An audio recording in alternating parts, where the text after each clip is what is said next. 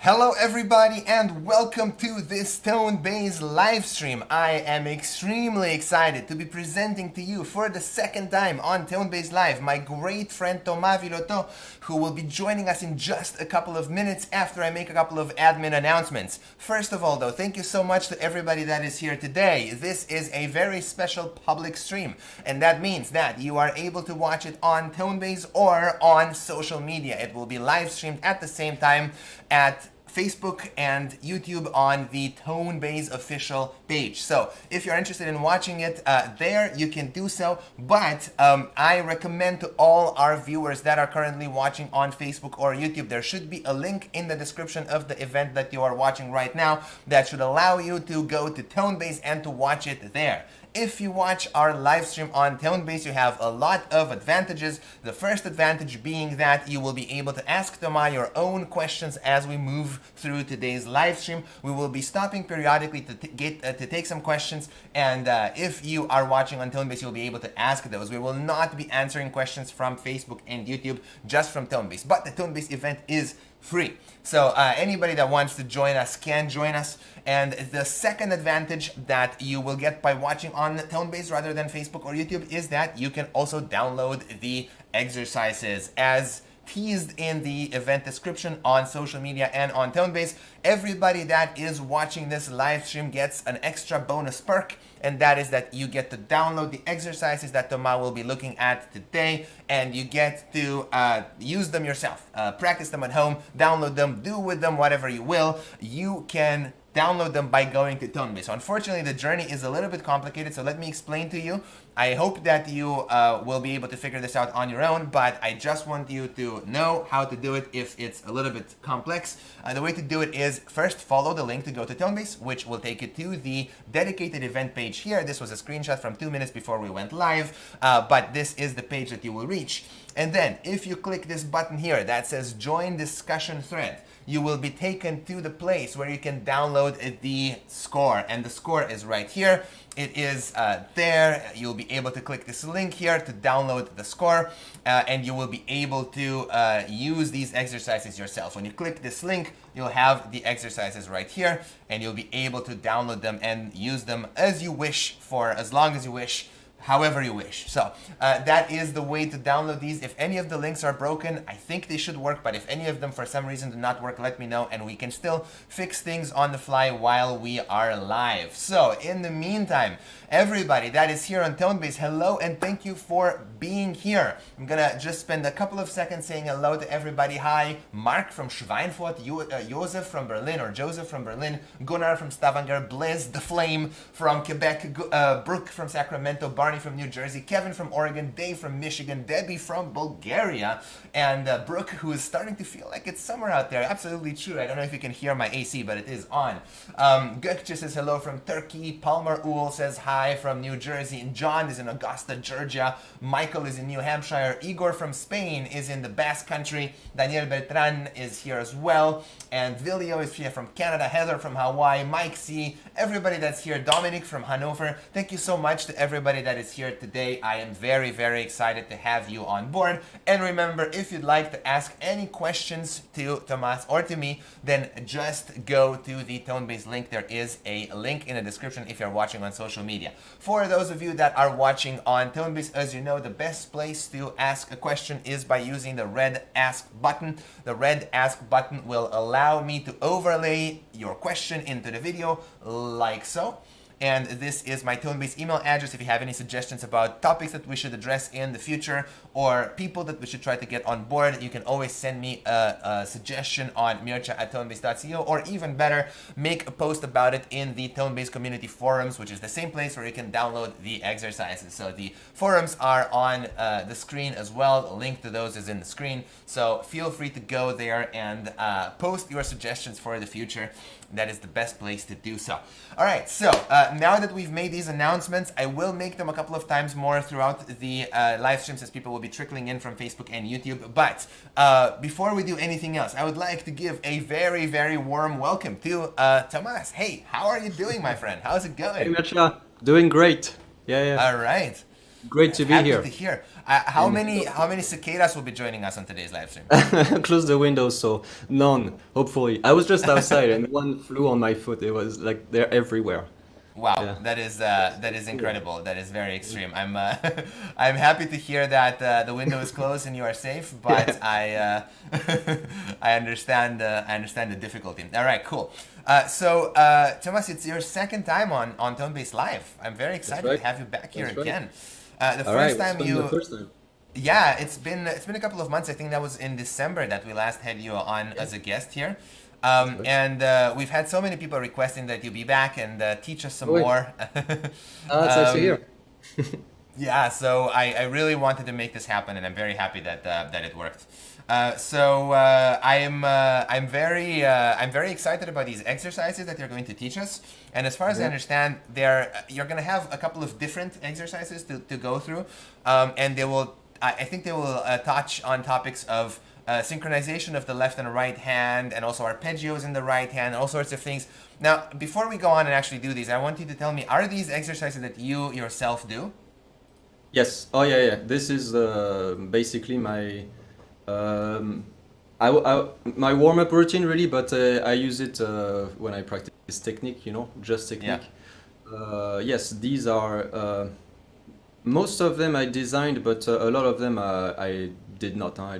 I just kept from friends or teachers. Right. So yes, these are all exercises that I do. It's not just like, let's play those random exercises I've never Right. even done. Yeah, this is all stuff that I do, and I That they're useful. You know.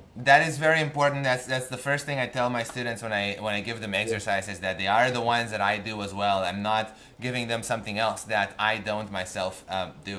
So Right. yeah, that's great. All right, I have a lot of ways to put the images on screen with the exercises. I can do them through the computer. I can do them through the tablet so that we can annotate them. I have my pen here ready to add Right. fingerings and things to you as you see fit.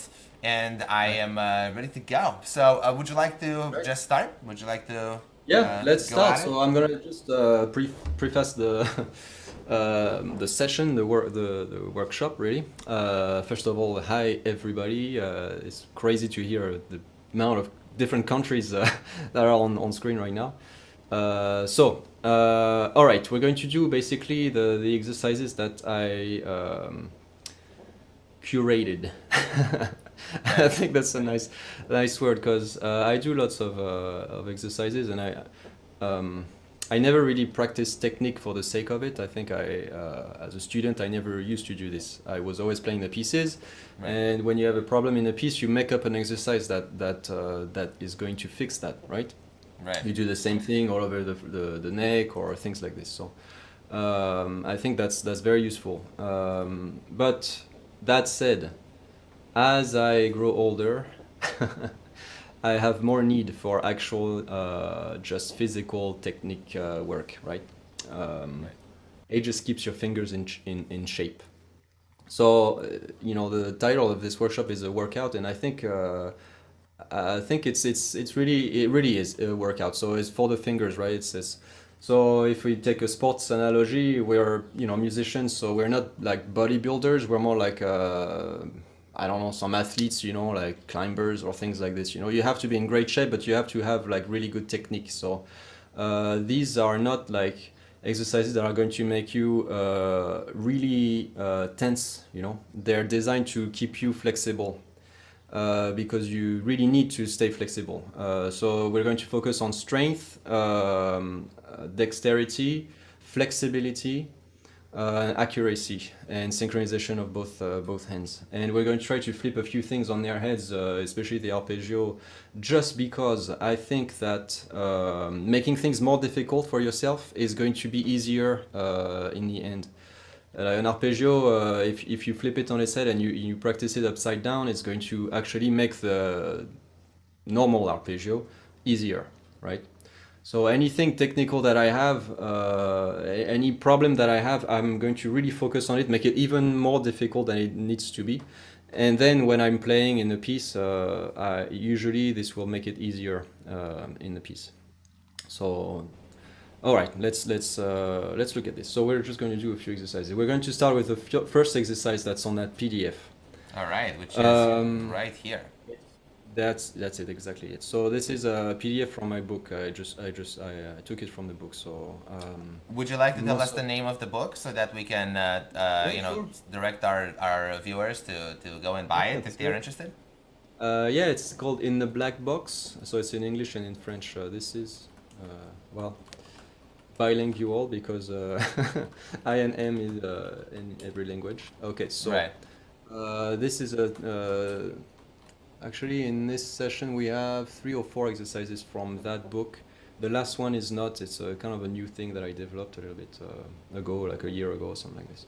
Right. Okay, so we're going to start this one. There's many different ways to do this. We're going to start just like the score, just to learn it, really. So this is like just a little, you know, a little help just to get the concept behind it. But really, it's quite simple. Once you get it, you're just going to do the same thing all over the neck, basically. So I'll play it a little bit just by myself, slowly. So. And by the way, I will mute myself and I have my guitar here to follow along. Okay. That would be nice though to hear you because then it's just me playing. But yes, but it will be out of sync, so yeah, probably yeah, best to mute myself. yeah, yeah. All right. Okay, so the concept is three notes on each string with 2 fingers. You can see on each measure it says I, M, I, M, I, M, I. You alternate all the fingers. This is an exercise that I got from a good friend of mine at the École Normale in Paris. So he gave this to me when I was 17. And I asked him how come he plays so fast, because I really wanted to play fast as a teenager, and he showed me this exercise, and that's a really good one. I've kept it all those years, so 60 years later I still play it. So you should probably you should put this in your wallet. Okay, let's do this. So 3 notes on each string with 2 fingers. It really doesn't matter the order of the fingers. I just wrote it this way, but you can do it going down, so instead of going up, fa, fa dièse, sol, you can do it this way, Okay, so here we go. I'm just going to do it really slow so you can see. So basically 3 fingers, I, M, I, M, I, M, I, M, I. So we just go down to the 6th string basically. And when we're on the 6th string, we move up and then we go down. That's why you can start, going down, going up. It doesn't matter because you're going to do it both ways anyways. You back on the 1st string with the 1 and you move 1 up. Right? And so basically this is the exercise. So you notice that when you do the string crossing, move up and go down. When you do the string crossing, you are switching fingers every time, right? So I'm just switching with M, switching with I, M, I,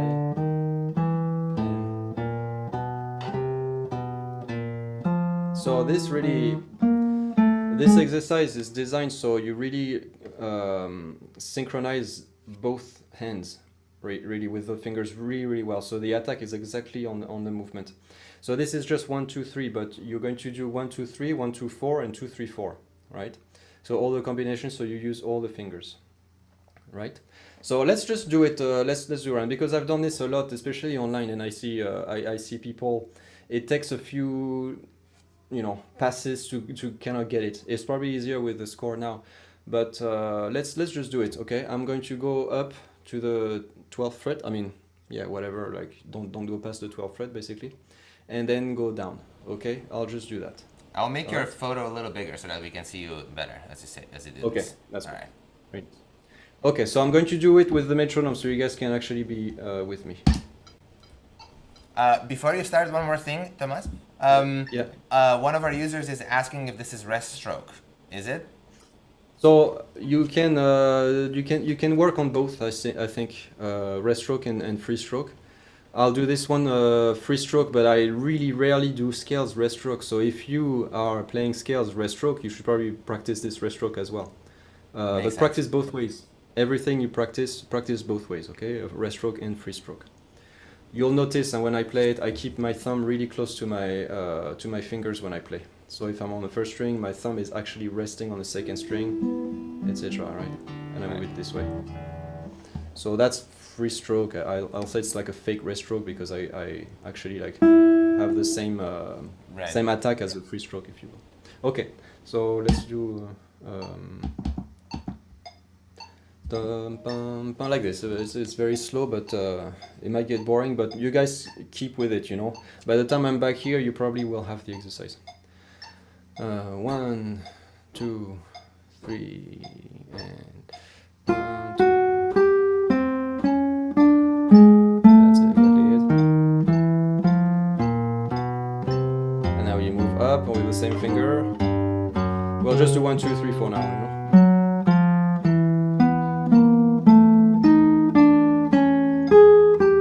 In the right hand, you try to have a good tone, as even as possible on both fingers. When you get to the bass, you try to have very clear and clean sound, so you don't have the scratch, right? So you make sure the attack is controlled, so you don't have that scratch. Now, on the left hand, try to press as little as possible, right? You just want to press enough to make the note ring, but you don't want to press extra because you're gonna get tired, okay? So you see that I'm keeping my fingers down until I move them, and you really try to move as little as possible, right? You don't want to make big movements like this. You just go directly to the notes. You don't go do anything in between the notes. So it looks pretty slow when you move, you know? I'm just keeping 1, 2, 3. I'll go down with 1, 2, 3 as well, but by this time I would have probably switched already the fingers, you know? Try to have nice clean tone in the bass. So what I do when I'm playing the bass, I'm a little more perpendicular to the strings, like so, like this. Because if you're like this, you're gonna get some scratches. So you turn like this, and then when you get to the trebles, you get a nice tone like this. Because if you stay perpendicular, you get this, which you don't want that. So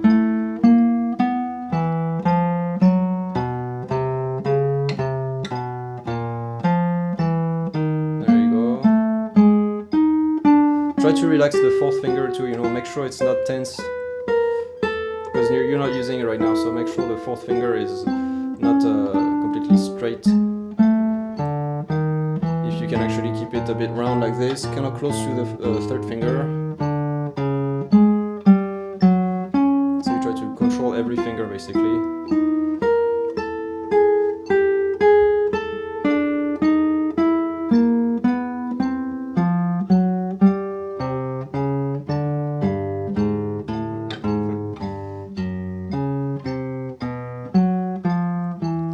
Keep the fourth finger close to the fingers. Sometimes I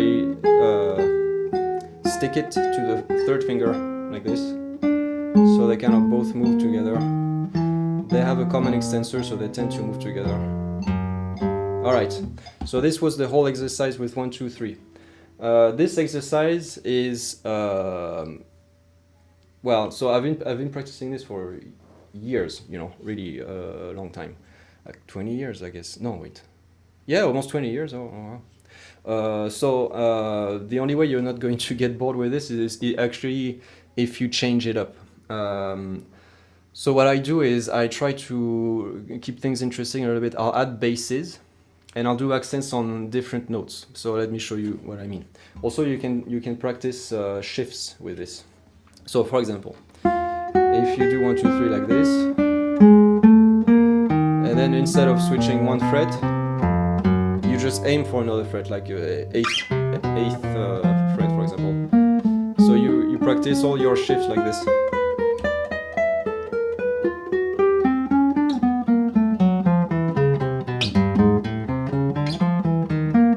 You can practice shift this way, and then you switch the finger. Sorry. So 4, 1, 2, 4. Okay. So you try to do this. Technically, you would have to do it with the metronome. It's better because this way it really teaches you to have a nice clean rhythm. What you'll do also is, instead of accenting every 3 each time you move a string, you accent every 4. So 1, 2, 3, 4, 1, 2, 3, 4, 1, 2, 3, 4, 1, 2, 3, 4, 1, 2.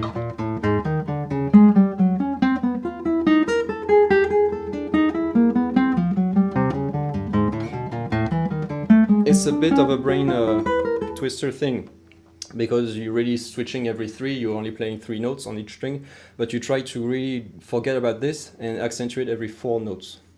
Then you're gonna play basses too, so I told you guys that I keep my thumb close like this.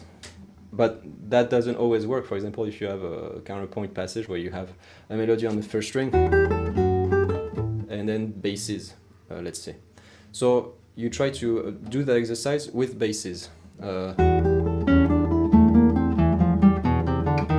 An open E.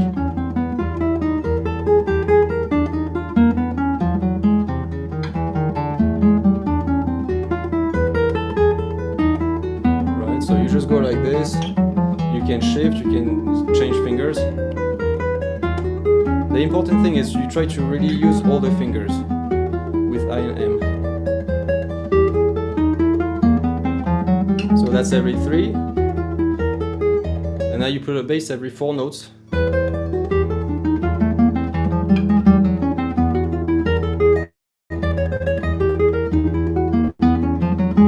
don't know if you can, that sounds like yours. A little bit. I was just about to say that it sounds like Villalobos. Right? Yeah, I don't know why, because it doesn't even. 1, 2, 3. Maybe because the accentuation, yeah. 1, 2, 3, 1, 2, 3, 4.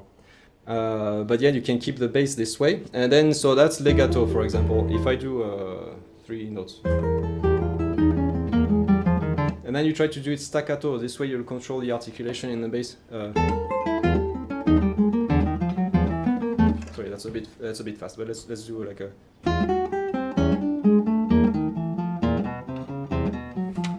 It's the same exercise as before. It's just 1, 2, 3. Sorry.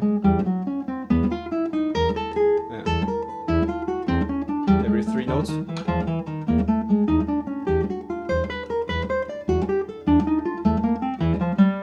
So you can really like customize that exercise however you want, really. If I mean, when I was practicing Etude 12, I remember actually I was practicing this with the basses, you know. This gives you like a good kind of study for that. Right. That exercise really has a lot in it. It seems very, very simple, but you work on so many things in this exercise, you know, in speed, accuracy, weight, you know, here, because I don't know if I should tell you guys this. Is it a secret? I don't know. Is it yeah, kind of. is this the moment when we all become as good as Tomas? Well, or as silly, because no, this exercise I used to practice it like a long time, right? So instead of just doing it like back and forth, I would actually just do this for like, you know, 10, 15, 20 minutes in a row without stopping, right? You just keep going. That builds up endurance, you know.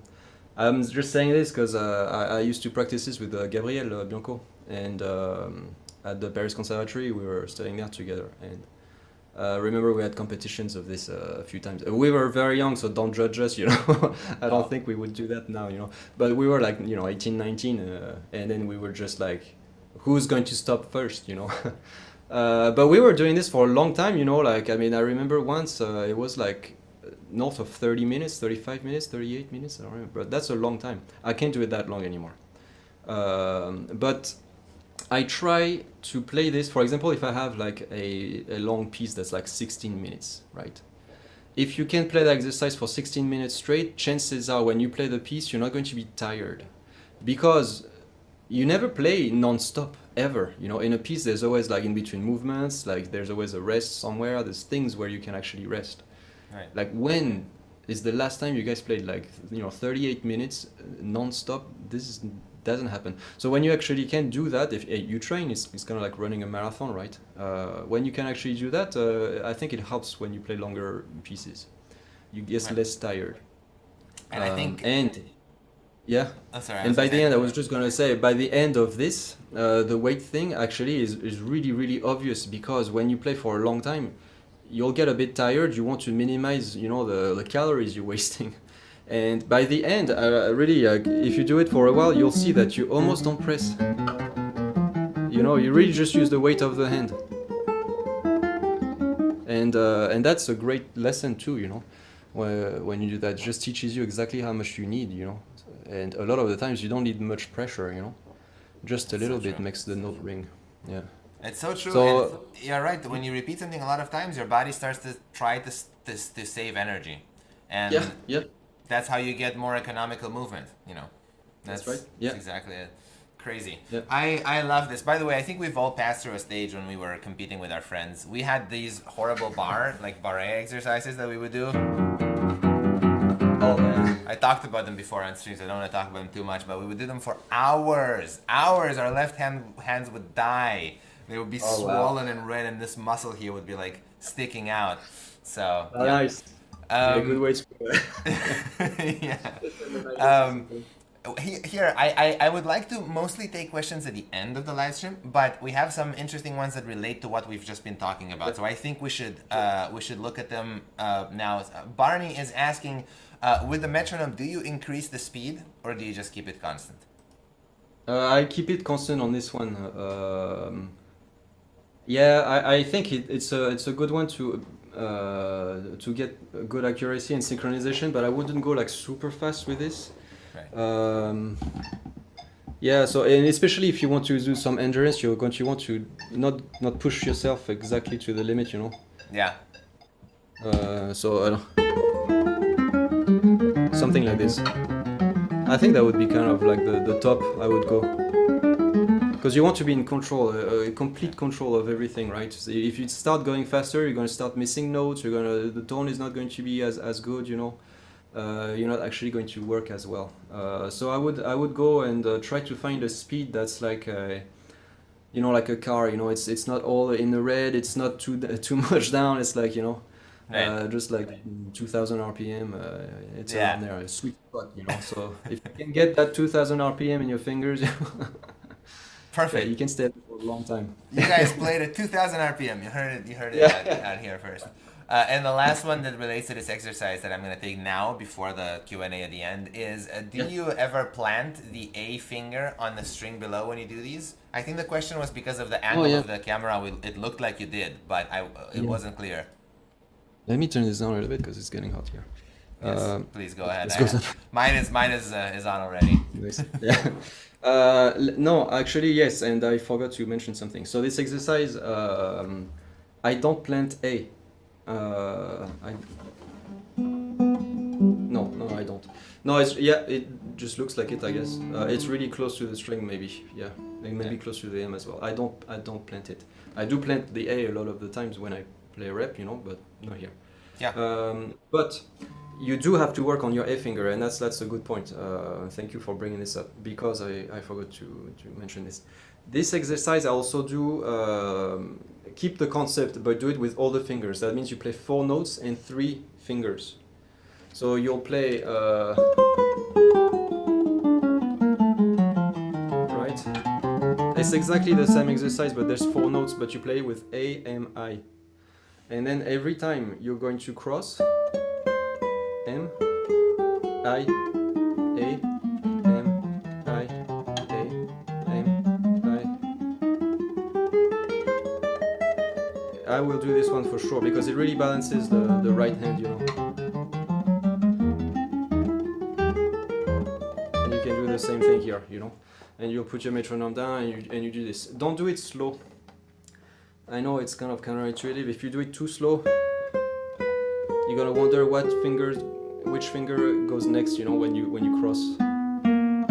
If you do it fast, you kind of have this tremolo effect, you know, like in the hand, you know that it goes like this, you know, so you kind of don't have to think which finger actually is gonna cross, you know. You let the hand do A, M, I, A, M, I, A, M, I.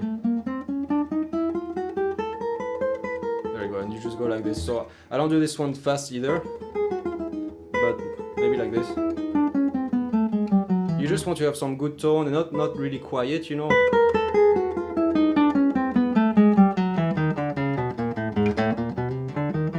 And just like move on like this. With the A finger in the bass, if there's a scratch, I don't worry about this because I never play with the A finger in the bass. I mean, I don't know that you would need that. So if there's a scratch, it doesn't matter. Just keep going. If it's just an exercise, it really doesn't matter because, you know. Right. Who are you going to play with the A in the bass? Never, I don't think I'm trying to think if I ever have. Maybe very occasionally in very strange situations, but very unusual. Yeah. Maybe something like this, you know. Oh yeah, Viloteau 8012. We were just talking about it. Oh yeah, that's right. But that's yeah, cause you yeah. That's it. You do this fingering, yeah, that's true. Right? Yeah. Well, so, okay. some people do a different fingering there, but I did used to do AMI, so but it's so rare. It's so rare. There's no point in worrying about that simple, you know, very rare situation. Yeah. Plus, actually, it would sound pretty cool here with a scratch. Exactly. That's the rock and roll effect. Exactly. Yeah. Wonderful. Nice. All right. So to everybody else that has questions, we'll take these at the end. We're trying to move Q&As more towards the ends of live stream so that people can watch the pre-recorded ones and still get all the information quite concentrated in the beginning. But start typing your questions in the ask section like Ronnie just did recently, and we'll get to them at the very end. And if you have questions about these specific exercises that we're talking about right now, then we'll address them right away because they refer to things that are happening right now. So we'll separate the two kinds of questions like that. All right, so should we move over to the next exercise, or what do you think? Yeah. All right. Let's do it. I think I placed them this way, so okay, yeah, let's do this. This is the second page on your PDF, by the way, that you can download by following the link below. That's it. So this one is also in the book. This one I got from my teacher, Maite Rubio, in Barcelona. I think it's in Pujol. I'm not sure where she got it, but anyways. So I was 14, you know, and I still do it. Nice. I was just doing it today, so you know, I do this all the time. This is for flexibility. It's a really nice exercise to just get more space between your fingers. You really do need to be able to open the fingers pretty wide. I mean, if you don't want to be too limited with fingerings, right? If you're not as flexible, you're going to be just fine as well, but you won't have the choice for fingerings, basically. You just kind of have to go with the one that doesn't require stretches. Now that being said, more and more, I think as I grow older, I minimize the stretches that I do, because I know when I practice a lot, it puts a lot of strain on the hand. So keep the stretches for really when you really need them. I would be very careful about just using them all over the place. You know, when you're young, that's going to be just fine, but then, you know, it puts a toll on the hand for sure. Okay, that's it. Let's do this one. So it's a pretty simple exercise. It really is quite simple in its design. You can do whatever you want on the right hand, but we're going to repeat chords because I think it's kind of easy. So you see the first chord, 1, 2, 3, 4. It's just placed this way, you know, 4 on the first string, 3rd on the 2nd, etc. Bon. I repeat each chord 4 times. Let's say. Don't do it too fast. This is like dancers when they do their flexibility exercise. My sister's a dancer, you know, so they will get like in a position that really hurts and they stay like this. So, you know, it's kind of like you should be able to count to 10 at least, you know, each position. Don't go too fast, all right? So you hold the position. All right, so we're going to do like 4 chords like this, and then you move 1. Try to get really accustomed to this one because this is the base for the last exercise we're going to do, a bit more intense. Then you move 2. And everything else stays. The most important thing is that it sounds clear and clean. And then you move 4. Now, if you've never done this, you guessed, you know, every time you actually reach the original position, you're fret down, so the frets get bigger and bigger. So it's going to be harder and harder to actually stretch here. Okay, so let's just keep going like this. Sorry, up. Try to get a nice sound, all the notes sound clear.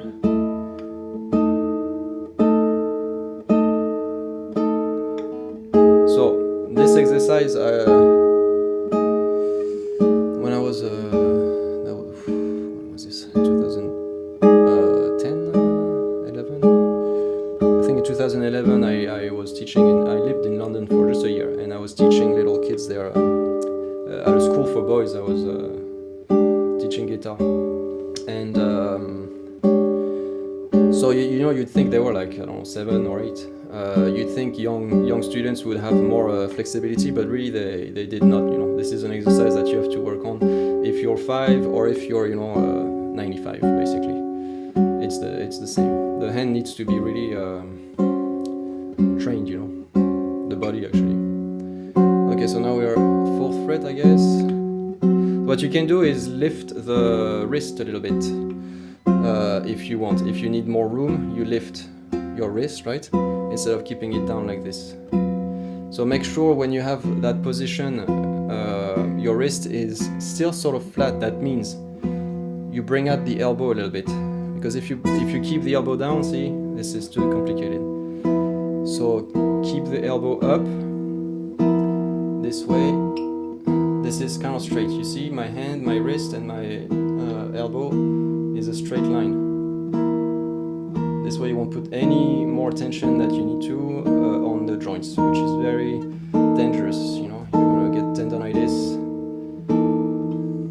Okay, so this is 1st fret.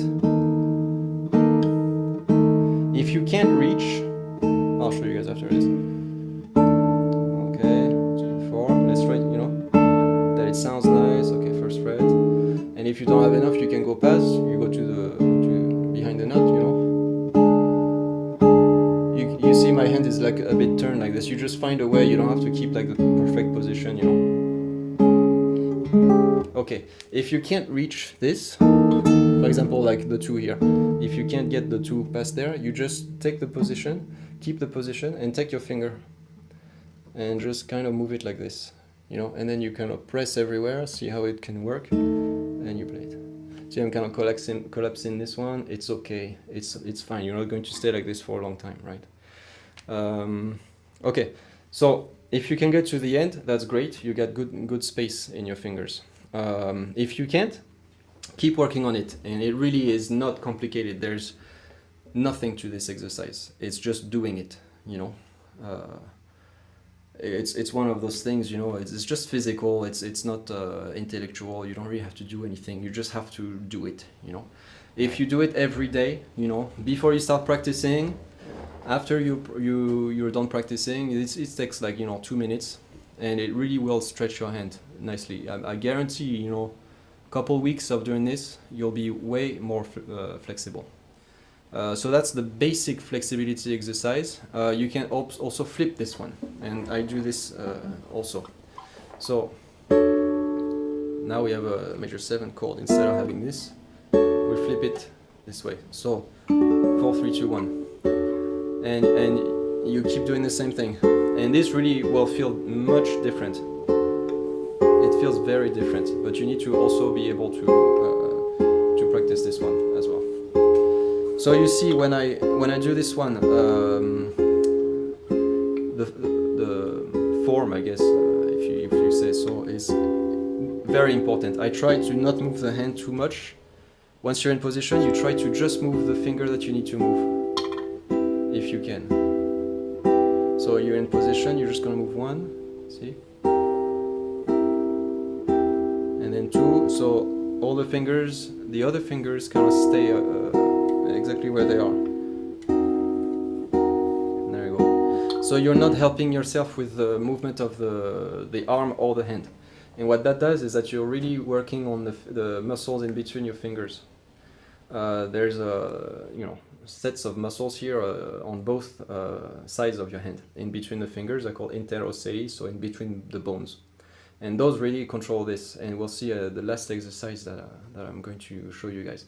You will really work on this a lot, because this is very important. So on top of being flexible, you need to be in good shape here, so you can really use those stretches, okay? Right. To go through those 2 exercises just real quickly, I actually link those two. So what I do is I play each note twice, and I just go like this.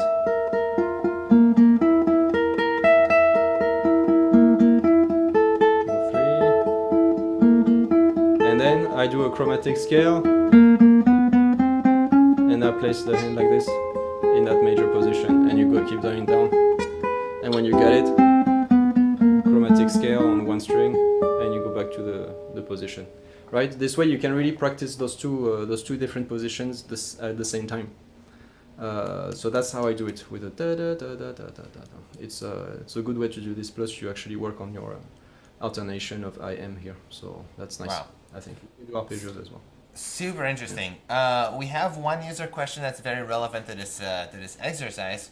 That is from Ronnie Glaser, who says, "Where do you keep your thumb for this exercise?" And actually, Kevin says that at the bottom frets his thumb is not touching anything.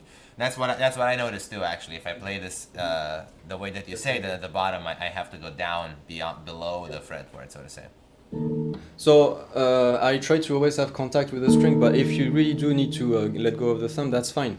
You've got a big muscle here in your back, the latissiere, I think they're called. If your guitar is actually quite stable, you can pull on this. You know, you just pull on your finger on your back muscle like this. You actually don't need the thumb. You know, I will keep for really big stretches like this. I'll keep it. I keep a contact. You know, but I don't know if you can see where it is. Yeah. It's right on the edge. Yeah. Yeah. Oops, sorry. It's right here. You know.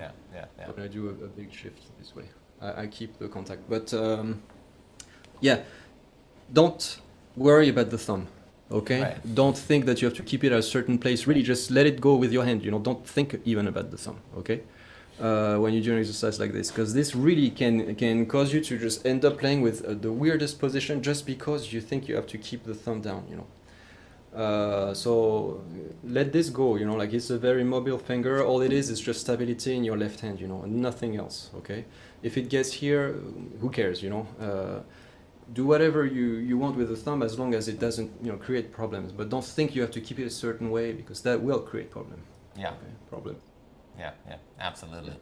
Cool. I think that's all we have for this particular exercise. We have a lot of questions that relate to more general things that we'll get to at the end. But that's we have one more for the previous exercise, which is would you recommend to do that exercise using open strings first?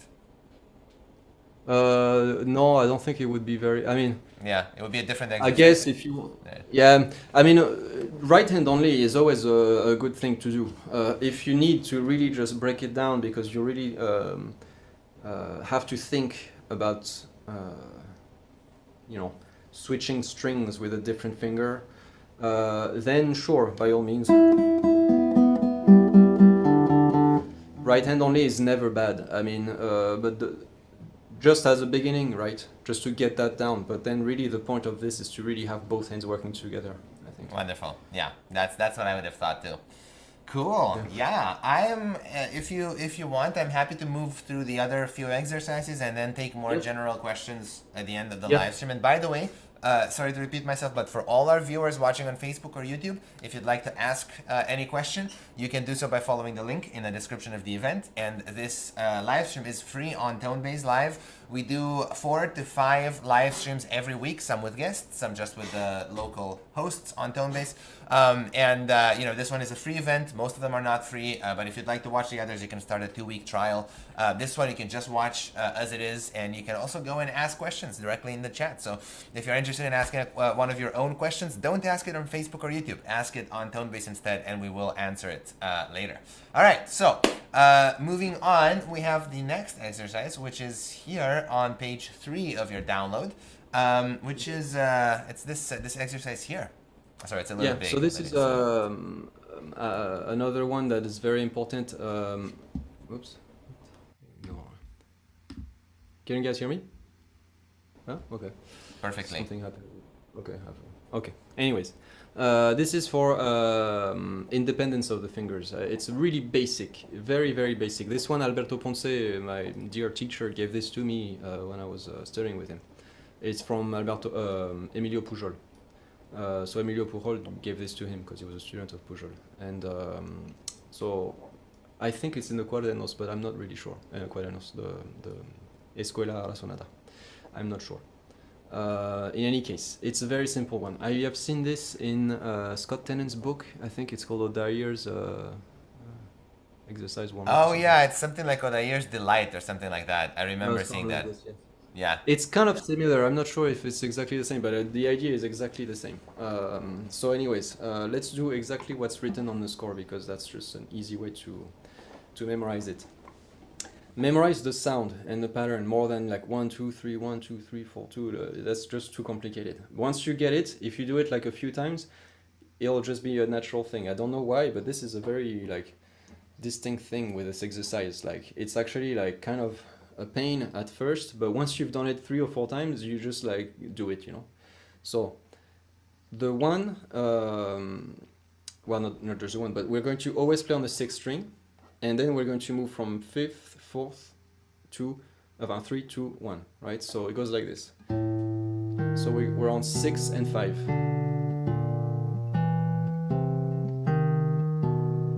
That's it. And now we do the exact same thing on 6 and 4.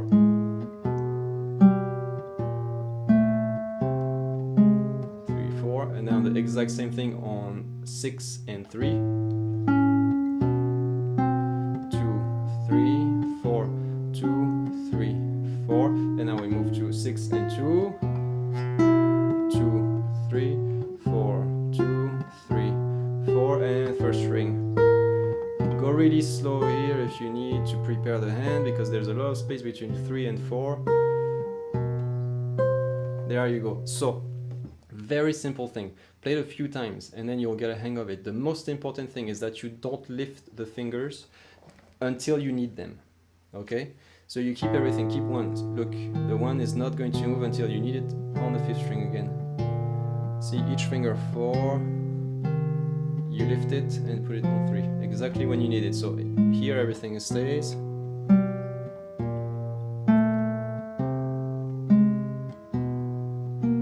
This is like the really basic independence exercise because you're going to move one finger at a time. Everything else stays and you move just one finger at a time. I'm saying it's basic, it's because the other 3 fingers are pressing down. That's cheating. But this really gives you a nice feeling in the hand. It's cheating because when the finger is down, it's really easy not to move it and to just move another finger. It's a lot more difficult to do the same thing without pressing. So there's an exercise that I actually I like, but I don't do it too much, and that's why I didn't write it down. But I want to show it to you guys. This is from a kid here at Peabody, actually. Junghong Kwang is a very amazing player. And I teach this technique class, right, at Peabody. It's like guitar skills, but we do a lot of technique. And last year he was in it, and he's such a great player. I asked him, like, you know, like what exercises he does, you know. And so he showed us a few of his exercises. So this one is from him. It's not on the PDF, so I'll just show you guys the concept of it. Is that you're going to keep the fingers on the 3rd string, all 4 fingers on the same string on the 3rd, but you don't press. You don't press, okay, with any finger. It's just touching, and then you move 1, 2 like this, and then you move them. Sorry. And this one, yeah, you can literally tell I'm not practicing this enough. And then you move each pair of fingers basically, while keeping the contact with 1 and 4. You do 2 and 3, and you keep these, right? And then you do the same thing with 3 and 4, and 1 and 4. Okay, this is really a kind of torture exercise, honestly. I don't do it too much. He was doing it a lot, and he was great at it. I don't do that, but I should, and you guys should too, because it really works. It's one of the good ones. It's a little bit too intense for me, but anyways, it's there, and that's a good independence exercise.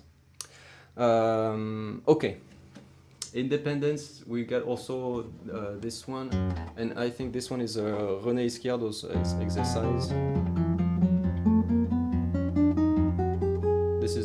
PDF either, but you can practice this. I think he probably has it somewhere.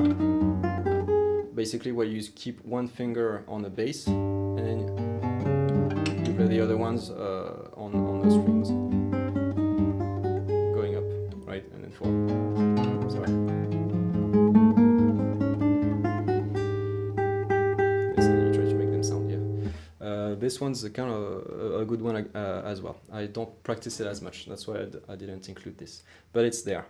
So when some of my students have problems with independence, I'll give them all of those, you know, because I think they're good for this. Right.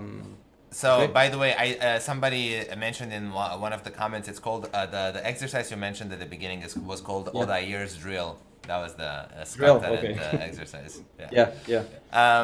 And this is really interesting. This is I mean, we have Renee as a very regular guest on Tonebase Live about once a month or so. And I'm pretty sure he talked about these exercises at some point in the past. So it's just it's really cool. It's really cool. I've personally not done stretching exercises, up and down stretching in a very long time. But you're reminding me of it by showing these. It's always. Yeah, we have a couple of questions that I see, guys. Thank you so much for asking these. I will answer them, as many of them as we can at the end. But in the meantime, Barney says, could we mark the string numbers on the independence exercise? It's not very clear to him. So I have my pen here. I'm ready to mark if you need me to do so, just to make sure. So if I understand correctly, it's or you can just say that it's all in 5th position. Right. Everything is in 5th. There's no other way to play it, you know. Right. So just stay in the 5th position, and then it will be obvious. This will be the 6th string, and this will be the 5th, and so on. You can just you can come up with the names based on the fact that you know that it's in 5th position. So that was a helpful one. Thank you for asking that, Barney. That's an easy answer, but very, very useful to know. All right. We have other general questions which we'll take at the end. But in the meantime, how many do we still have on the PDF? Was this the last one? Well, there's another. I think let's move. The left hand only is not really important. It's just for Slur. You guys can show this. You guys can do this. We can do it at the end if we have time. But I would rather focus on the very last one because this will take a bit of time. Let's do it. So just to clarify, the exercise we'll do at the very end is this left hand only exercise, which is on page 3 of the PDFs. Yeah. Nice. That's very cool. And so we'll go through them a little bit out of order. The next one we'll go through is actually this one, and this one will take more time to focus on. And from there, from there we'll go to the exercise to the one. Yeah, perfect. All right, cool. So this one looks very scary, but it's pretty scary actually. Nice. It feels how it looks. So it's. Let's go back to the very first thing we did which was the stretching exercise. It's the same position, same starting position. 1, 2, 3, 4. Okay, we're really going to only keep this position. So I don't have the fingerings on there, but it's 1, 2, 3, 4, and it's really going to say 1, 2, 3, 4 for the whole exercise. So the note in the bottom is first finger. The note in the second voice is second, third finger, and fourth finger. Right? So it's easy to remember which is which. Okay, so this finger is really to reinforce the muscles in between the bones, right? So those interossei muscles. This will really give you a lot of control with this movement. I designed this when I was reading a bit about anatomy and just like checking at the muscles and what muscle does what movement. You know, it's kind of an obscure little thing, the hand. But anyways, the axis is the second finger, and you can really see this when you just grab your second finger and you open and close your hand. The axis doesn't move. So anything that you're going to do fingering wise that you need to stretch, let's say you're going to move away from 2 in both directions. So I think that's a really nice thing to keep in mind. If you have like, for example, there's this part of variations on the theme by Scriabin by Donsman I play right now. So this is a perfect example of this. You're going to have a,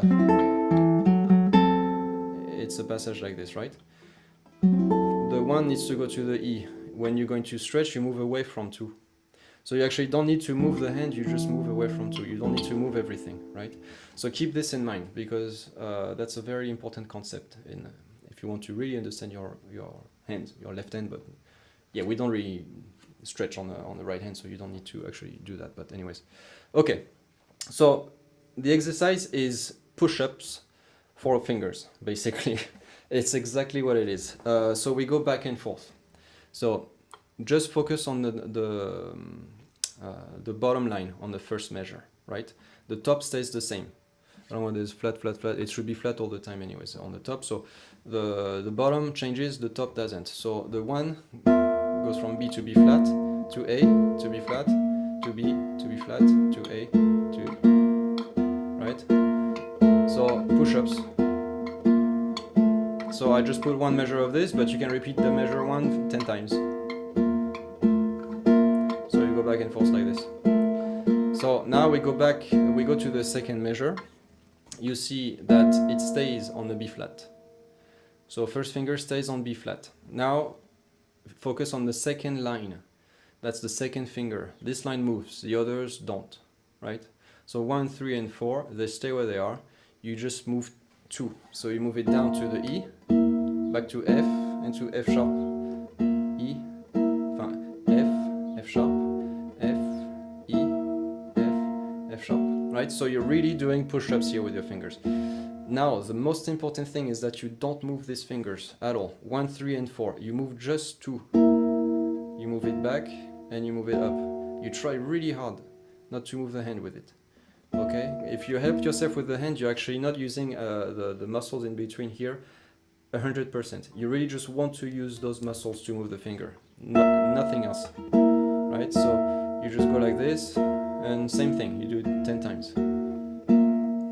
If you've never done this, you're gonna feel the burn super fast.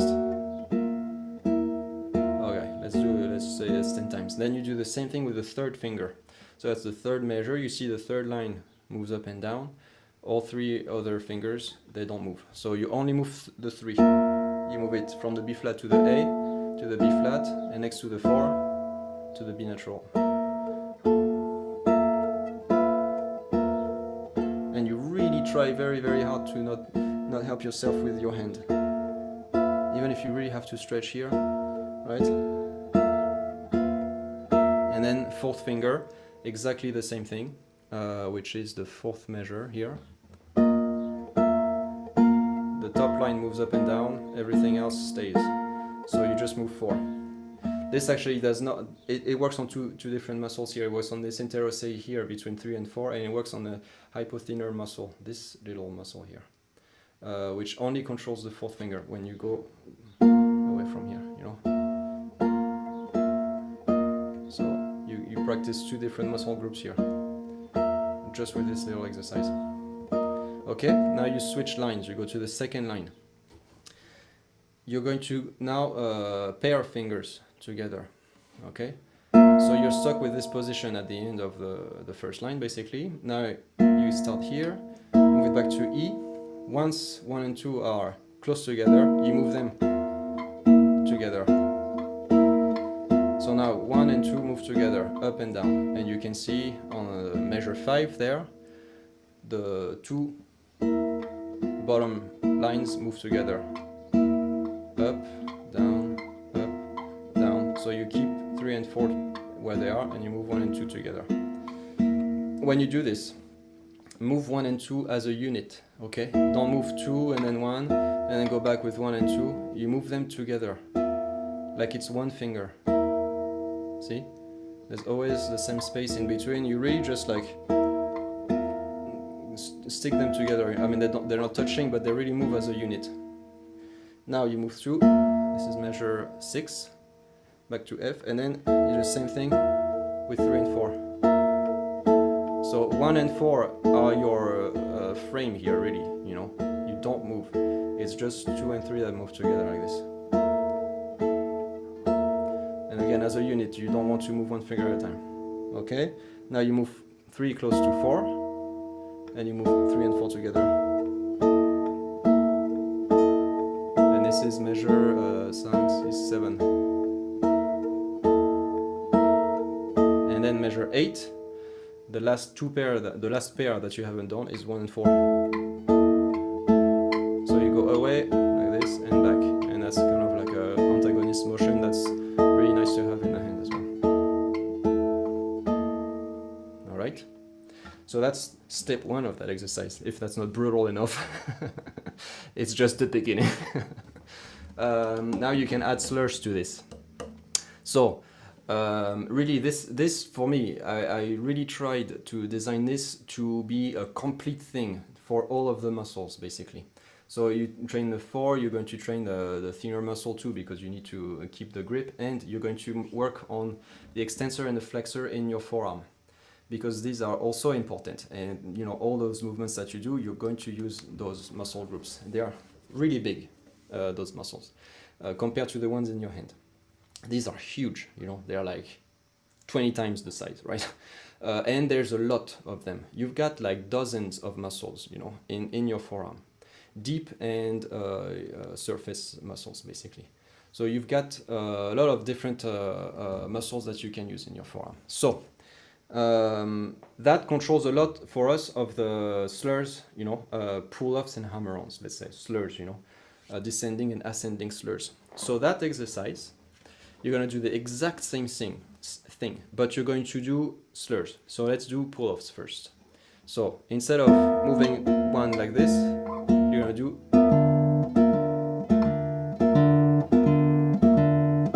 And now you got pull-offs.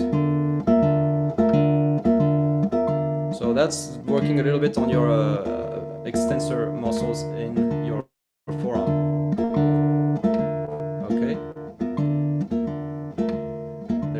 Okay, now you keep it to the B flat, that's measure 2, and you do the same thing, but here you can't really do the open string. Like this is too much of a pain. So you put a bar. Okay, this way you really just slur to the 1.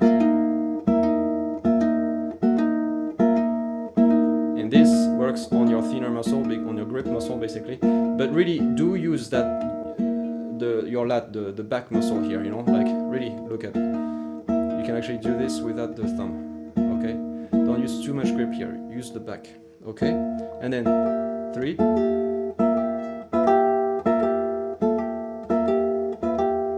Exactly the same, and you do pull-offs with the 3, and then with the 4, sorry.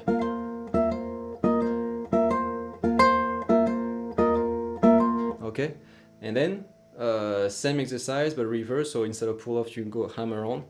So and that's for your flexor in your forearm. That's totally the flexor, so you can really go for it, like try to really hammer hard, you know, with the bar, and then second finger. And same concept, you don't move the other fingers.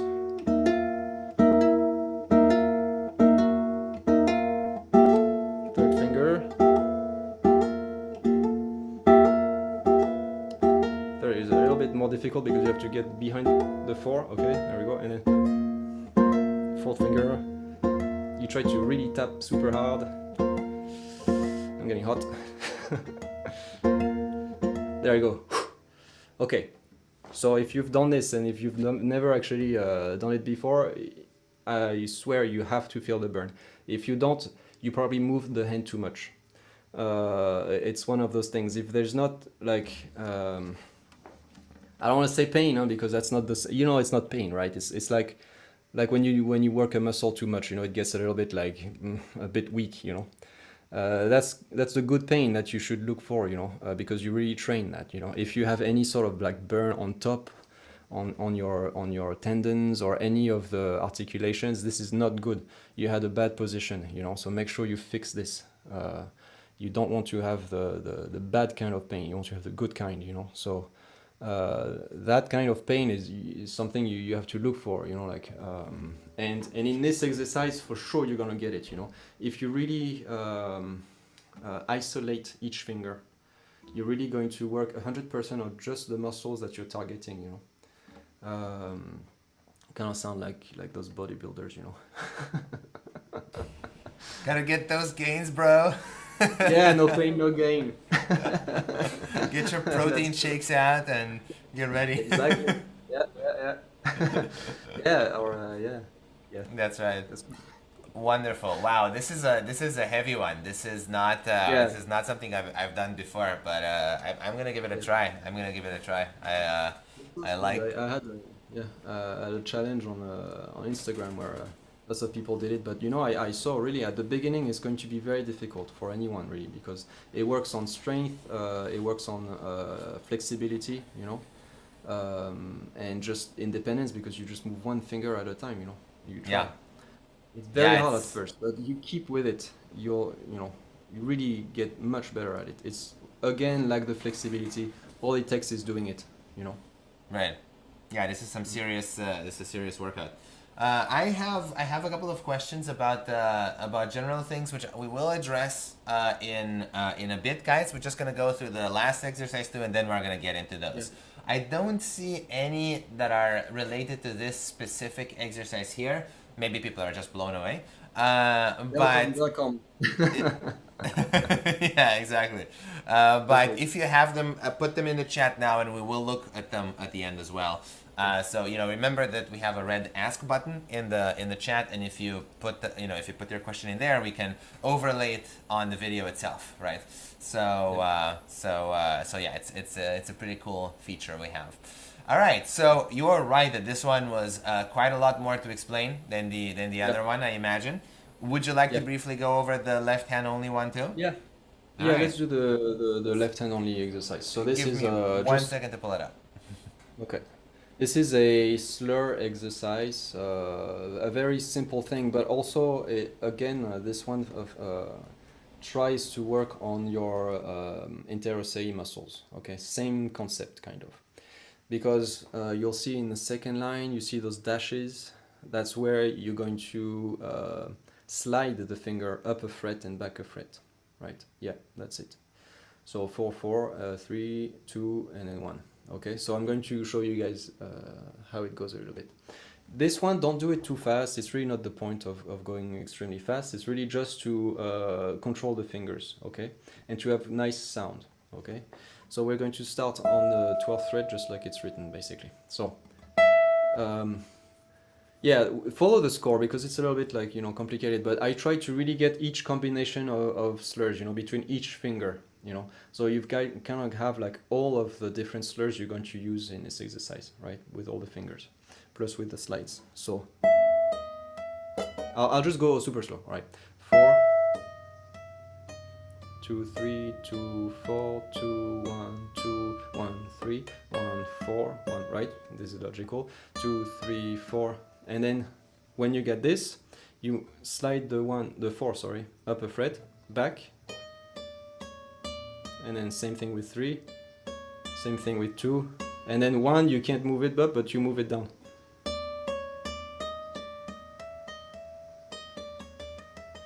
So it goes like this. I'll just go slow again from the top.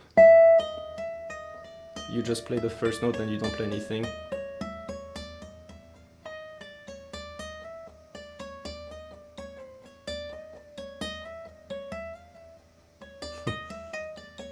Right? The last one is just the 4 up and then all the way down, so you contract the hand as well. And then you same thing on the second string.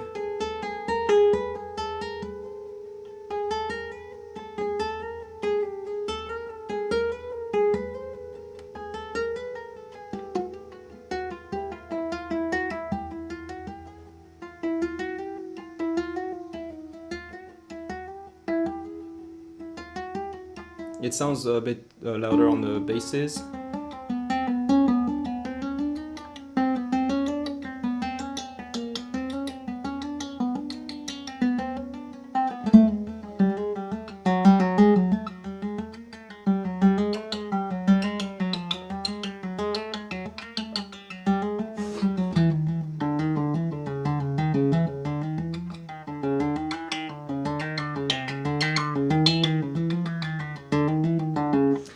don't really. I mean, I never really practice it in those frets because it's too much space between those frets. You can really get like a nice slide there.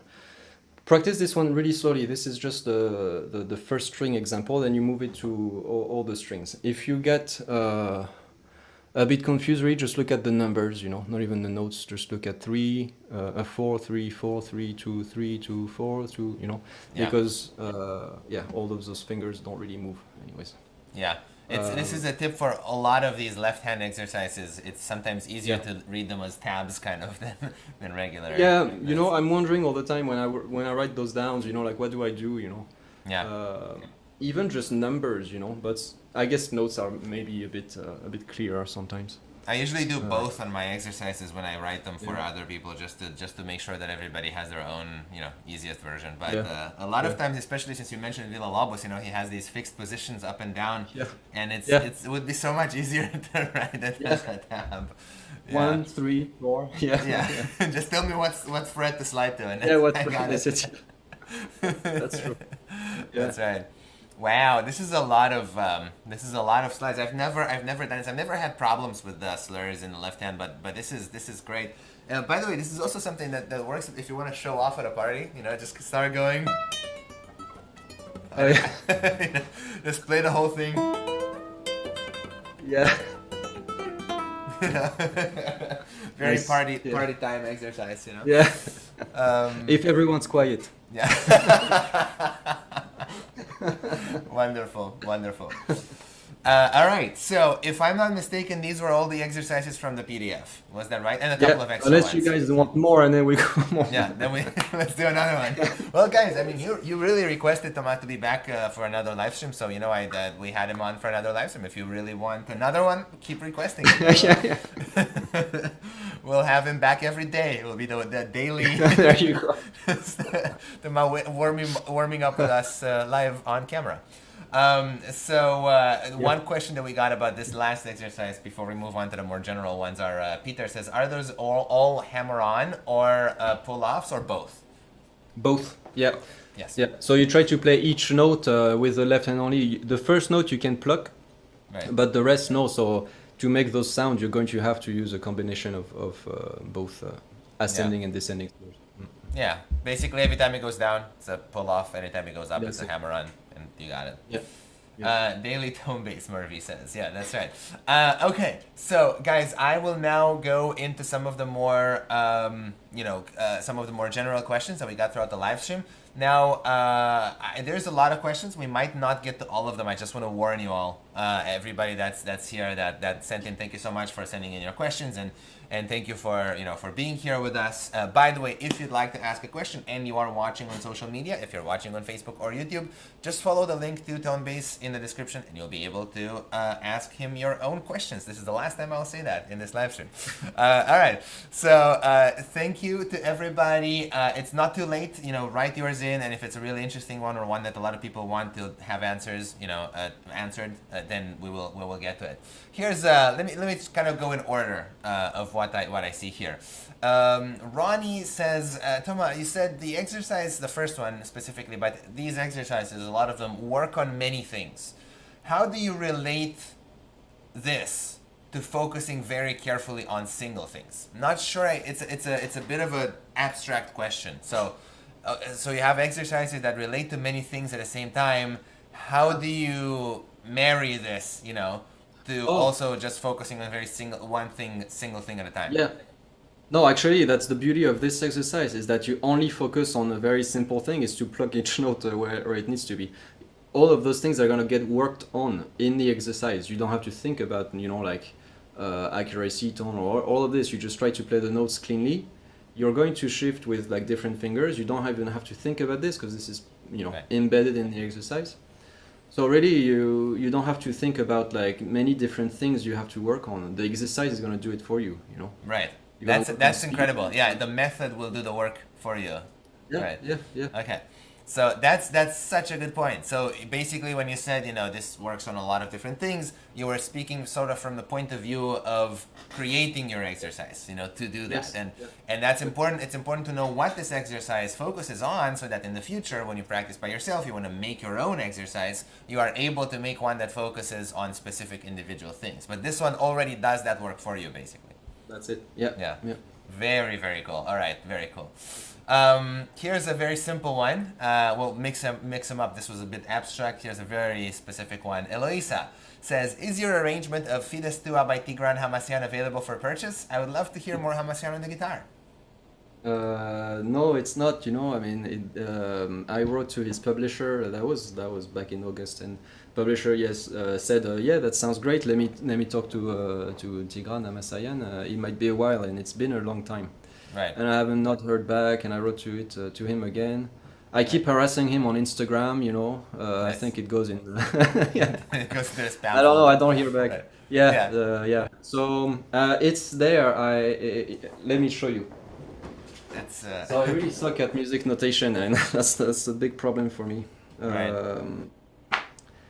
Because the piece looks kind of like nothing.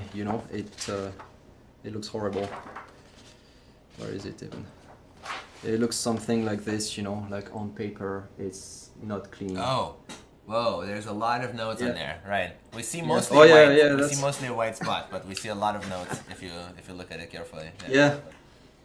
So I don't know. I could take pictures of this, but if anyone here is really good at music notation, get in touch, okay? And then maybe we can write a clean version of this, and then we can share it, because I've got so many requests for this, and I'm always like, yeah, but I'm waiting on the publisher, and yeah, I don't know. I have no idea if he's interested, but we do have a regular viewer on Tonebase who also works as an engraver on the side. But again, I'm not sure if he's in this live stream, if he's interested or any of that. But if anybody does want, to possibly, get in touch about getting this gig, to write this down in music notation software, that might be, then write them up. Go to his website and write him.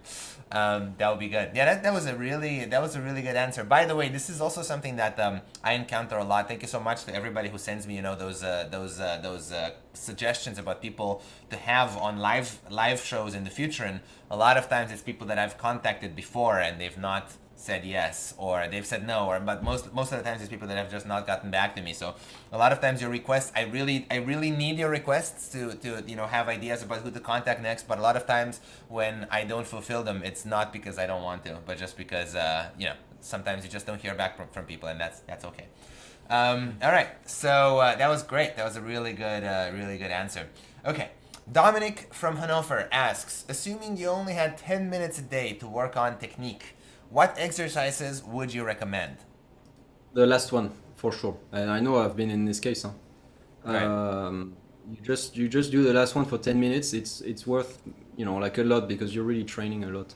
When you say the last one, you mean from the last page, not the last one we did. Yeah. Yes. Not the slurs, the one with like the intense one, Yeah, the last page of the PDF that you can download. Yeah. Exactly. Yeah. That's really good. I kind of expected it to give that answer, but that's great. All right, cool. Here's an interesting one. Jiao Pham says, I have a problem with my left hand. Sometimes I can't remember the next chord or position. Do you think this is a problem with the independence of fingers, or do you think it's something else? Well, I don't know. It sounds like you said you can't remember, so I don't think it's the finger thing. Have you practiced things like this? Because, let's say you have two positions. I'm just gonna make something up. Okay, diminished, another diminished. Okay, bon. Nice. I like diminished, I guess. Okay, so let's say you have this, and then you have like F diminished. Bon. Anyways, you're going to try to get to the position, like you just let go of the hand, and you try to get it like this. So when you move the arm, you're going to really visualize all the notes, and your left hand needs to be placed like you're going to play the chord, right? It's already placed, all you have to do is press down. So you don't get here and then go like this, This is basically the worst thing. You get to the chord here and you go like, okay, you don't want that. You don't want to be searching anything, you know. You get those notes. I'm just doing those, but they're simple. They're shapes that come back all the time, right? If it's a shape that doesn't like come back too often, okay, okay, you just like try to visualize the note G, C sharp, E, C sharp, and then your hand just gets there, you know. That's it. So you let go of the hand, bring it back, and play the chord. And you do this for each chord that you have. This way you already know exactly what the notes are, you know. Don't think playing chords has anything to do with finger independence, actually. So you don't have to worry about this. It's really just, I think, a different way of practicing them. Right. You know? That's really interesting. That would have been my suggestion as well. That it's not specifically related to finger independence. But that's cool. I never tried that exercise. I just did it now while you were saying. Just putting those two cards on. It's interesting. If I visualize it before it's a lot easier than if I don't. So yeah. Then your fingers just like, you know, like you move your hand and you already placed, you know. Yeah. And then you exactly. Yeah. Exactly. Wow. Okay. Here's a really easy question to contrast that more abstract one. Barney says, "What is that black pad on the bottom side of your guitar?" Oh. This is cling on. Cling dash on, right? That's the way they spell it. Yeah. You know, I've been using those for 15 years, you know. Right. So they are they are they magnetic, or like do they work with electricity, or is it it's electromagnetic, yeah. So static electricity, that's what I was static, yes. Yeah. Static. It doesn't actually do anything to the polish, you know. Yeah. That's yeah, great. This is really amazing. And I run those to the ground basically. I change them every, you know. This is probably my third in all those years, you know. Right. Then they start like peeling off, and there's like a bit, but they're really good. They really stay nice and strong. By the time that they scream, "Kill me!" that's when you change them. Let me go. All right. Wonderful. Okay. Can you give... Oh, I'm sorry. This was probably related to something in the past. Ronnie, I missed this. He said, can you give some examples of the problems you mentioned with this approach? Ronnie, if you could clarify what approach that is, we'll get back to this question in a second. Not sure exactly what you mean now, but I will keep that in mind. All right, so these were the questions that we had in the Ask section, but we had a lot of really interesting ones also in the chat, okay? So the Ask section is a great place to ask things, but in general, you know, there's things that are better asked in the chat, especially if they're long, because there's no character limit. Here's a relatively short one from the chat. Barney says, any precautions to prevent injury on all of these exercises? Good posture, you know, good posture and good position. That's always going to be the best prevention. But then that means different things for different people, obviously, you know, because you don't want to be like thinking that, you know, this is the posture that's right, and then try very hard to get there, and it just doesn't work for you, and that's going to create tensions and actually counterproductive. So for me personally, what happened, I would say I practiced a lot, you know, and when I was like a teenager, right? Practiced a ton, and every time you start, you know, like practicing, like, I don't know, 5-6 hours, and something happens, you go like, this hurts a little bit. It's because your position is not right. So you fix this, you know, because you want to be able to practice, basically. And if you know, you fix this, 2 months later you practice a lot and something else starts hurting a little bit, you fix that too, you know. And then you should get to a point where your position and your placement, your hand placement, basically, the way you hold the guitar, the height of your footstool, everything basically works really well with your body, because you've experimented enough that you've had, like problems that you had to overcome, basically. And I think that's the most important thing that you can do. When you start practicing, and if something hurts, you have to find a way to fix that, you know. And really the best person to do that is yourself, you know, because you know your body better than anyone, you know. Right. Yeah. I would say, it's difficult, huh? But look at YouTube, you know, if you guys are on YouTube, like just type like classical guitar player, you'll find all the best ones, you know. They all play with different positions. Yeah. So you can't just go like, oh, well, this is the right. I mean, there's obviously you know, big things, you know, that everybody does, and that's fine, you know. But you'll see that it's very personal, you know. Guitar technique is still a personal thing, even though, you know, there's definitely rules, you know. Yeah. You have to adapt all of this, you know. I'll mention an example of that. By the way, I tend to nowadays try to avoid stretches like this in my performance. Yeah. I tend to now prefer to stretch by changing, you know, the angle like this or like that, like that or like that, and that's because of my own hand, which has been, you know, getting in more pain doing this lately. So I've personally, you know, some of these exercises don't really apply to me because I don't stretch like that. I stretch in a different way.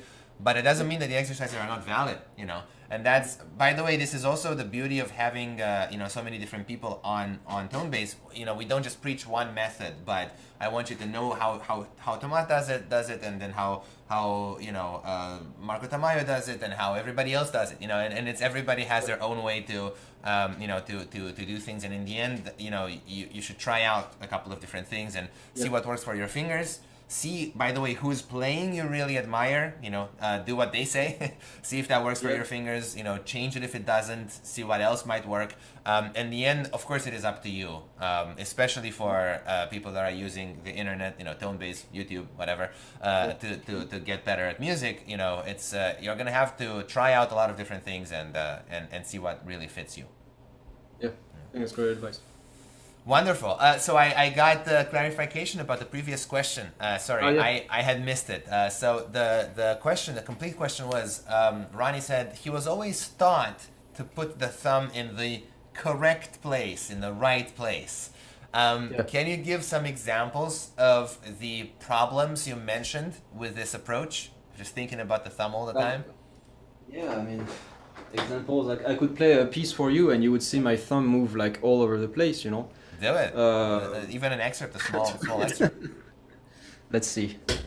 I don't know how we'll see it behind the fretboard, but yeah, I'll make you big like this, and then exactly, nice. And you'll turn around, perfect. Can you see this? Yeah. I mean, just here. Look, I went from like vibrato, so not even any thumb. Here I'm like all the way there. Up there. Yeah. You see this here?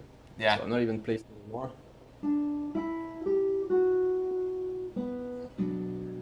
Correct position. Correct.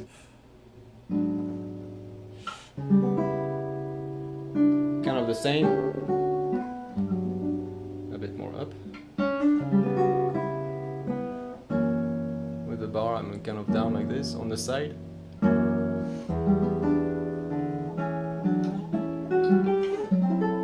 Here, all the way up, like this.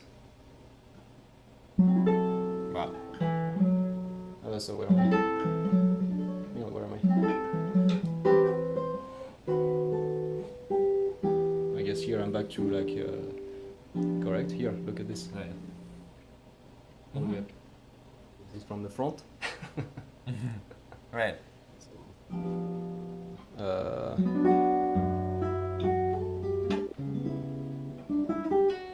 Yeah, and that's it basically, and then you go back to it. So just in that little tiny little thing, Yeah. I moved like all over the place, you know.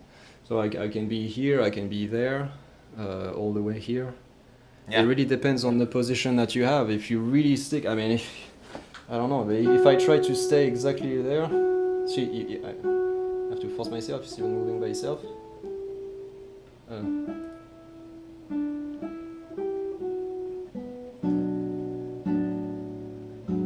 It's actually this is like difficult, no?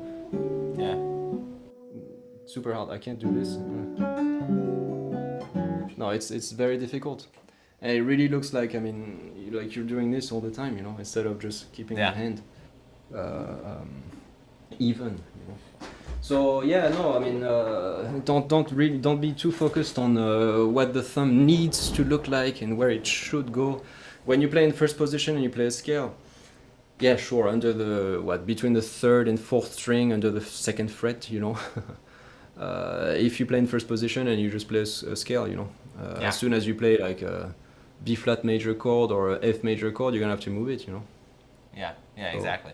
So this is the danger of dogmatic thinking, and that's not, it's nobody's yeah, fault. It's pushed upon us by a lot of teachers, right? yeah, And that's a lot of times, especially with left hand stuff, you can mhm, feel like you're getting better technique, but in reality, you're just using less natural positions, and that's yeah, the better technique is the one that's easy and produces the results you need. Anything else is yes, not better; it's worse. Even if it looks nicer, it's worse technique. yeah, So yeah. yeah. It's such a good point. All right, cool. Let's take another question. Here's a simple one. Brooke asks, how much do you practice play every day? Nowadays, if five is pushing it, I would say that's the limit. I can't really do more anymore. Yeah, So four on average, I'd say. yeah, that's great. Uh, yeah, I yeah, uh, I think that's great. A lot of us are growing older and having a harder yeah, time, finding time and really exactly. fighting to find that time. Yeah, Um, yeah, of course. Yeah, yeah. I mean, you've got a life, that's difficult. exactly, exactly. All right, we got most of the chat ones. Let's see what else we have. Here's a bit of a rhetorical question, but feel free to chime in. Debbie says, thinking of all the exercises I've been learning lately from Mircea, from Matt Palmer, from you now, some that she does from David Russell. If I do them all, when do I play pieces? Yeah. Never. Technique is all there is. I mean, come on. That was sarcasm. Just to clarify, we No, are live on Facebook and YouTube, so into the wider world, right? no. Yeah. Well, if you've got a nice portfolio of really good exercises, just like keep 10 minutes, 15 every day, and choose and handpick, one or the next. Right. You don't have to do all of them every day, obviously, but it should be just a means to stay in good shape, really, Right. Yeah. It's like doing push-ups. You don't do push-ups because it's great to do push-ups, You just want to stay in shape. You want to, make your arms move a little bit, like, Yeah. not get rusty. That's all there is. So technique, that's it. It's Exactly. to not get rusty, so you can play your rep and you play it better and easier. Exactly. Absolutely. All right. Then the very simple question to follow up, I can actually answer it, but I'll make him answer it because it is his live stream. Barney says, "What piece is that you were just playing?" Oh, that's actually it's a prelude by Scriabin, but this is the version by Alexander Tonsman. It's called Variations on the Theme by Scriabin. Yeah. By Alexander Beautiful. Tonsman. By the way, it's from the original is from a series of preludes, from a cycle of preludes by Scriabin, and it was Yeah. in a very different key. I think it was something like E flat minor or something Minor, pretty, yeah. yeah, Something crazy. horrible. Yeah, lots of flats. And six. I think it had six flats originally. Yeah. Really fast. So actually Segovia transcribed it in B minor, which is the same key that the variations use. So the version that is used in the beginning of the variations is very similar to the Segovia transcription of this prelude. It was pretty much used by Tanzmann with minor changes in places. Yeah. So yeah, just really beautiful music. I recommend all of you that you go listen to it or buy it. It's just really great. All right, let's see. We have a couple of other simple questions, but I think we got through most of them. I want to mention this one thing before we start wrapping things up. Ronnie says, top tip, guys, if you tune the second and the third string down a semitone, when you practice the fourth exercise, you will get more consonant intervals. Ronnie's a composer, so it doesn't surprise me that he figured this out very quickly just by looking at minor seven chord, is that it? I think it A would minor be chord with seven, somewhere, yeah. yeah. So try it out, guys. If you don't like the augmented fourths, try lowering those two strings, the second and the third. But dissonance is the future. I know, right? It's you gotta exercise your ears as much as you exercise your fingers. That's true. It's a workout all around. All right. Igor says Ronnie must have two brains at least. Mike C says that these are all very helpful, and he thanks you also for sharing he says that the Aaron Shearer left hand technique book was also very helpful to him, and he used to call them the 11 p.m. news exercises. I don't know why, but yeah, I was watching the news at the same time, probably. Right. I do that. Right. Yeah, and I think that's about it, guys. If you have anything else that you'd like to tell us, now is the moment to say so. Barney says that this sounds so beautiful and great on the small man, and with your playing as well.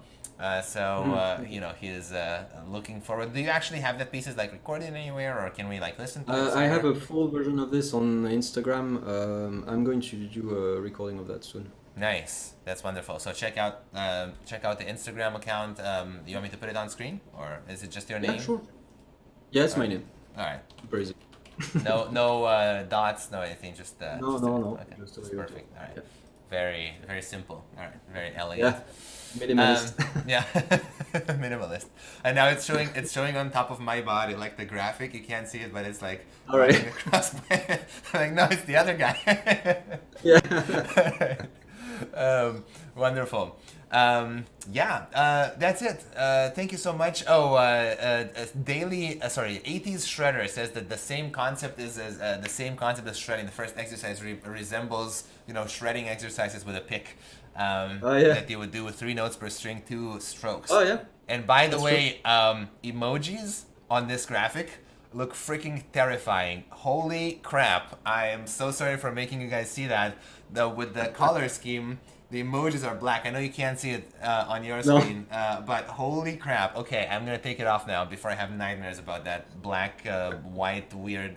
It's like inverted, an inverted emoji with black and white instead of white and black. Like a horror movie. Yeah, like a horror movie emoji. The ring. Ring, is it? Exactly, yeah. All right. Here are 2 last second questions from our users before we start wrapping things up. Barney says, "Are these your warm-up exercises? These are not your warm-up exercises, are they?" Yeah, basically. But that's because I do technique first. Yeah. The first one definitely a great warm-up. 1 2 3 1 2 3 like this. This is great because you can really get warmed up slowly. You do like 5 minutes of this, you're good. Right. The last one is a little bit. You need to be warmed up a little bit because it's kind of difficult on the muscles, So go. Yeah, I cannot go actually gradually like this, I'll do the first one. I'll do the slurs, and then the last one. Yeah. Right. That makes a lot of sense. Flexibility. Yeah. And Mauricio Lanza Acebe asks, "Have you ever injured your left hand thumb in a way in which it makes its own palm muscle feel very tired?" I'm assuming he means this side of the, that's in your palm, its own palm muscle. Did that ever happen to you? So, you mean like an injury that is not from playing? Then I think he means from playing, but I'm not sure. From playing? No, I've never done this. When I was telling you guys about getting to a good position, the thumb was one of the problems that I encountered when I was 17, I think, or 18. I remember practicing a lot, and one night I really just this was very sore right here, because I had my thumb too much out like this, and there was too much tension. So this is when I started really using the back a little more. Yeah. To use less of the grip, Yeah. So that's the only place where I had pain, and that was because of too much grip. I'm not sure. I can't help you with that. I'm sorry. Right. Yeah, it's not an injury that I've had to deal with. So I'm sorry for not being more helpful on this one, but yeah, injuries stretching. I wonder a bit of stretching. It would be easier to know what caused the injury. Right. Yeah. Yeah. If it's like guitar related and you just can't play with, or like. Yeah, he says when playing a short time. It happened to him when playing a short time. Yeah. Ah. Okay. And that's for sure an injury because it could be just tiredness, Right. If the guitar is too high, if the guitar is like difficult to play, you have to have an instrument that's made correctly, as well. Yeah. Because some guitars they're just working against you, so yes, that also it's dangerous, huh? It can really make your hands work way too much, you know. Yeah. So Exactly. That's really important. It might not be you. It might be your guitar instead. yeah, yeah, that's Yeah. true. All right. Well, thank you everybody that sent in your questions and that was here with us watching this live stream. Before we end, I just want to remind everybody that the PDF with the exercises is accessible by following the link to the Tonebase event. If you're watching on Facebook or YouTube, then make sure you go to the Tonebase link, and then you'll be able to download the exercises. And the way that you do that is there is a little button that says here it says join discussion thread under the live stream. This is where the live stream is, and if you click this button here that says join discussion thread, you will get to our dedicated forum thread, which contains this link that you can follow here to download the exercise. So if you would like to download a PDF, this live stream will continue to be available on Tonebase and on Facebook and on YouTube. And as always, remember, we do anywhere between 4 and 5 live streams every week on Tonebase Live. A lot of them with great guests, such as this one. Some others we do, solo live streams as well, with me, with my friend Martin Simny, with a few other people as well that are regular Tonebase hosts. So if you would like to watch these, most of them are not available for free. This one is, but most of them are not. So feel free to start a 2-week trial. It is free to start a trial. And if you do so, you'll be able to binge on all the live streams that you want. All of them, all the recorded ones are available after the fact, and you can go back. Even, you can even watch the previous one that we did together in December. There's a lot of interesting stuff around. And if you've heard of an inspiring guitarist, we've probably either had them on Tonebase Live or we've tried to have them on. So, there's a good chance you'll find materials from some of your favorite musicians. Thank you everybody that was here today. Thank you for your questions, and thank you for everybody who's taking part in the community challenge. By the way, guys, we are currently running the Targa challenge, pushing people to explore unexplored works by composers that they might know. So on the community forums, there's a practice challenge right now led by my friend Martin Simny, in which he's taking part himself as well. So if you'd like to learn some Targa with other users and share your progress, that is a great place to do so. Follow the links to the forum and you'll find more information about that there. All right, thank you so much to everybody that was here with us today. Have a great and wonderful rest of your week. Stay safe, happy, and healthy. Thank you, Tomas, for being here today. Thank you so much. Do you have Thank you so much. That was very fun. Would you? Yeah, thank you. That's. I would No, just thank you everybody. And, yeah. Yeah. No, just because I can't really see anybody and how they're doing with the exercise. But the last one, the difficult one, don't worry about it. Okay, it has to be difficult at first. I know it's difficult, so it'll get better. Just stick with it. Exactly. Thanks Okay. you. Thank you everybody. Thank you. Have a great week. Bye bye. Thank you. Bye.